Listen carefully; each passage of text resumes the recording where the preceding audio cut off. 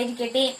ഇന്നത്തെ തിരുവചനം വിശുദ്ധ ലൂക്കായുടെ സുവിശേഷം 11-ാം അധ്യായം 27-ാം വാക്യം.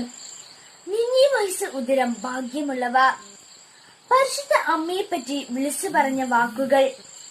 അതെ, അമലോത്ഭവിയായി ജനിച്ച് പരിശുദ്ധിയായി ജീവിച്ച് ഈശോയുടെ ജനനത്തിലും ജീവിതത്തിലും മരണത്തിലും ഉദ്ധാനത്തിലും എല്ലാം പങ്കുപറ്റിയ പരിശുദ്ധ അമ്മയെ ദൈവം ഈ ലോക ജീവിതത്തിന്റെ അവസാനം ആത്മശരീരങ്ങളോടെ സ്വർഗത്തിലേക്ക് എടുക്കപ്പെട്ടു.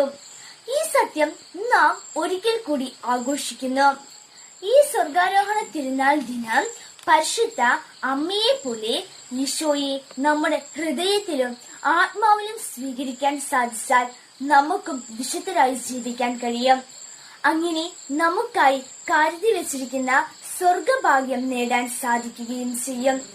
ഇന്നേ ദിവസം എന്റെ അമ്മ എന്റെ ആശ്രയമേ എന്ന സുഹൃത ജപം പാപികളുടെ മാനസാന്തരത്തിനു വേണ്ടി കാഴ്ചവെക്കാം.